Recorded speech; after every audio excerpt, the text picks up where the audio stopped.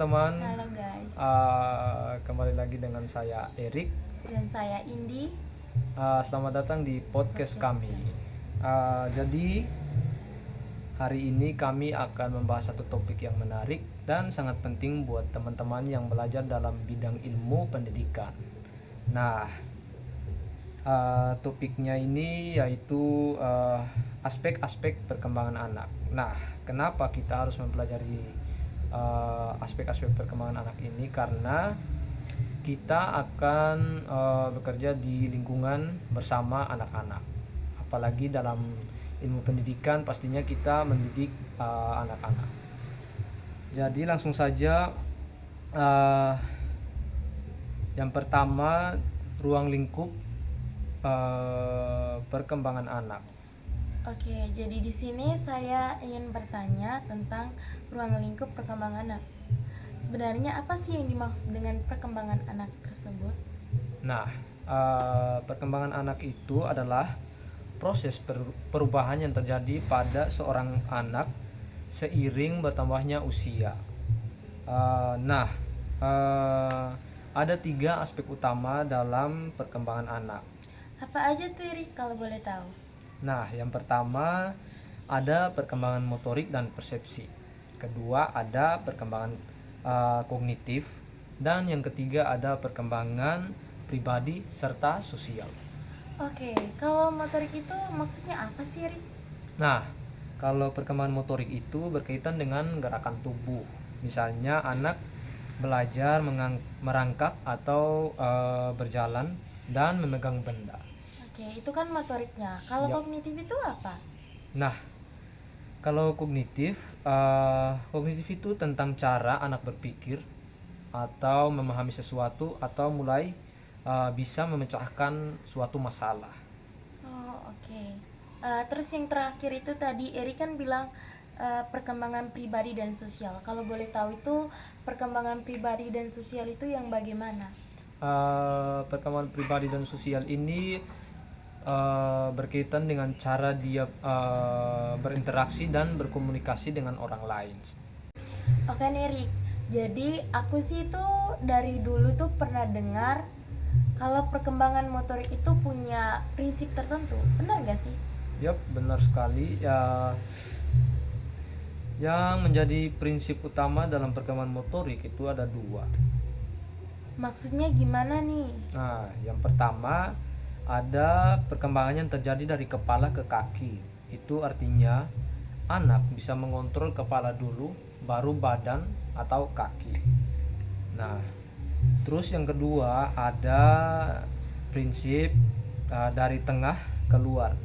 Jadi anak mengontrol tubuh bagian tengah dulu, baru tangan dan jari-jari. Contohnya kayak anak itu lebih bisa mengontrol duluan bahunya sebelum lengan atau tangannya. Oke, jadi di situ punya pengaruh ya. Jadi apa sih yang menjadi pengaruh sebagai perkembangan anak dalam perkembangan motorik? Salah satu yang mempengaruhi perkembangan anak adalah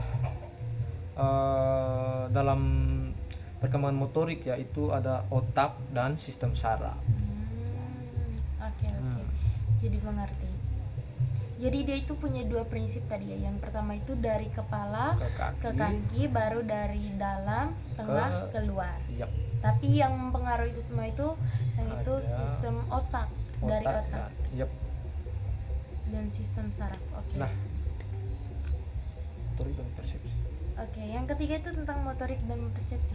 Mungkin Erik punya pertanyaan tentang motorik dan persepsi. Tentang motorik dan persepsi, sebelum kamu mulai saya punya pertanyaan. Nah, apakah sejak bayi lahir dia sudah memiliki kemampuan untuk bergerak? Oke, pertanyaan yang bagus. Iya, bayi sudah punya gerakan dasar seperti sejak dia bayi itu seperti refleksi. Refleks itu misap, refleksi. Kaca, ulang dari pertanyaan.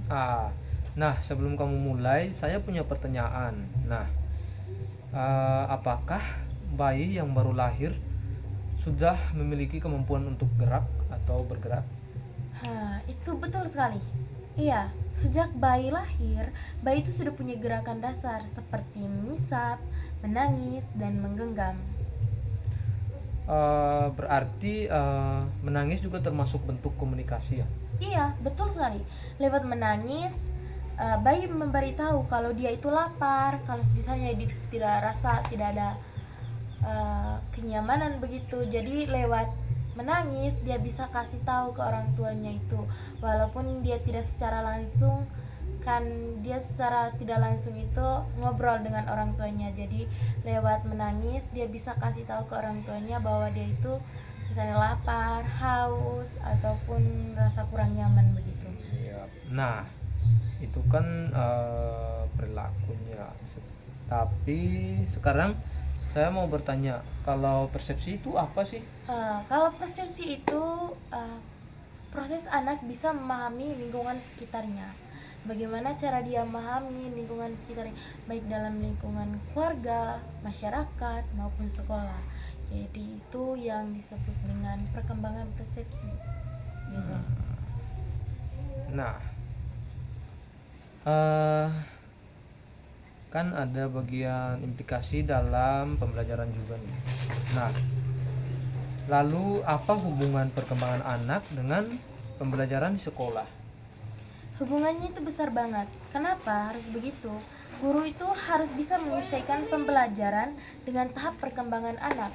Misalnya begini, kalau dalam lingkungan sekolah itu, kita kan sebagai guru itu harus benar-benar mendalami atau memahami karakter dari setiap anak atau setiap siswa kita. Kalau misalnya kita nanti jadi guru itu, yang pertama itu kita harus mengetahui karakter mereka. Kita sebagai guru itu tidak mungkin memberikan pengetahuan yang melampaui pengetahuan mereka, yang artinya itu kita harus tahu apa sih kemampuan mereka, karakter mereka itu bagaimana. Jangan sampai nanti kita memberi sesuatu tapi kita tidak tahu karakter mereka, kalau bahwasanya itu mereka tidak bisa sesuai dengan apa yang kita berikan kepada mereka begitu. Jadi penting banget kita sebagai guru itu harus mengetahui karakter dari setiap siswa kita. Nah, sekarang bagian 5 nih. Nah, ini perkembangan kognitif. Apakah kamu punya pertanyaan tentang ini? Yap, ada sih. Itu sekarang kan kita bahas tentang perkembangan kognitif. Secara kan itu perkembangan kognitif itu perkembangan yang berkaitan dengan cara anak berpikir, cara anak memecahkan sebuah masalah. Jadi apa itu sih perkembangan kognitif yang sebenarnya? Nah, saya pikir itu sudah cukup menjawab. Nah, jadi perkembangan kognitif itu lebih simpelnya adalah cara perkembangan berpikir anak. Aku dengar dari istilah itu ada istilah asimilasi dan akomodasi. Kira-kira perbedaannya itu apa sih? Asimilasi itu apa dan akomodasi itu apa? Nah, asimilasi dan akomodasi ya. Asimilasi itu saat anak memasukkan informasi baru ke dalam pengetahuan yang sudah dia punya. Sedangkan akomodasi itu terjadi ketika anak mengubah pemahamannya supaya cocok dengan informasi yang baru ia peroleh. Contohnya seperti contoh asimilasi dulu ya. Contoh asimilasi itu kayak anak diberitahu bahwa hewan berkaki 4 dan berbulu itu adalah kucing. Nah, dia akan mengklasifikasi hewan itu sebagai kucing. Nah, dia mengerti bahwa itu kucing. Contohnya kayak satunya lagi ke bola, dia mengerti bahwa itu adalah bola. Sedangkan kalau akomodasi, nah dia melihat misalnya dia melihat kelinci tapi dia mengklasifikasi itu sebagai kucing karena dia mengikuti pengetahuan yang sudah dia dapatkan. Nah, sebelum kita setelah itu terus kita beritahu bahwa itu bukan kucing, itu kelinci, terus dia memasukkan lagi informasi baru itu untuk menyesuaikan. Nah, itu. Oke, jadi di sini perkembangan kognitif itu juga harus ada keseimbangan ya. Nah. Apa itu sih keseimbangan kognitif?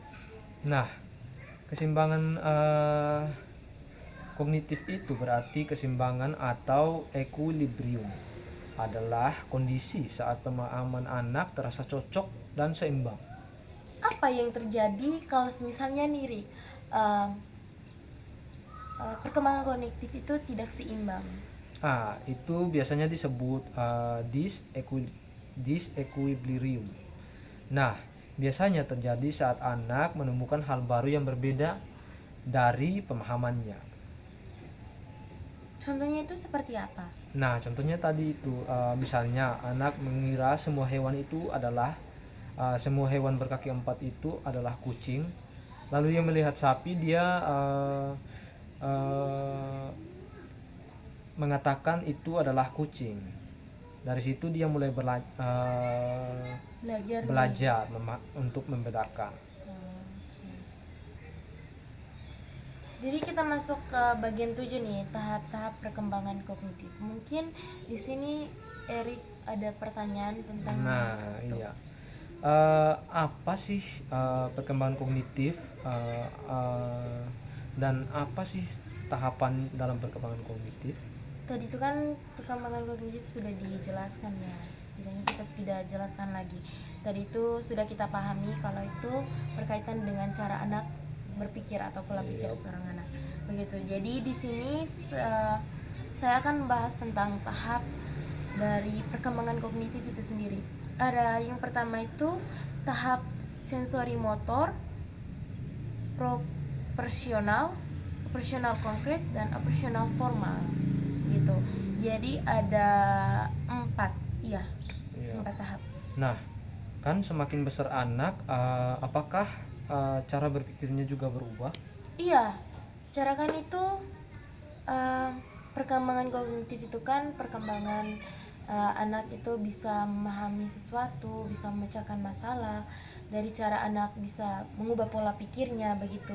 Jadi seiring berjalannya waktu, seiring anak itu berkembang, dia itu mempunyai pola pikir yang berbeda-beda. Tentu anak itu bisa jadi lebih logis dan mulai bisa berpikir secara abstrak. Dia bisa mengetahui mana hal yang seharusnya itu dihindari, semisalnya mana hal yang seharusnya itu dijalankan begitu. Jadi itu berpengaruh pada pola pikir seorang anak gitu. Menarik. Nah, saya punya pertanyaan lagi nih. Bagaimana sih cara untuk mengembangkan kemampuan kognitif anak? Jadi kalau misalnya nanti nih kita kan calon pendidik, kita seorang guru, misalnya nanti kita jadi guru, bukan semisalnya, dan kita nanti akan menjadi seorang guru, kita itu bisa membantu dengan mengembangkan kemampuan bahasa anak begitu. Selain itu, guru juga bisa menggunakan media pembelajaran seperti gambar, permainan, atau video supaya anak lebih mudah memahami materi begitu. Sekarang masuk dalam perkembangan pribadi dan sosial.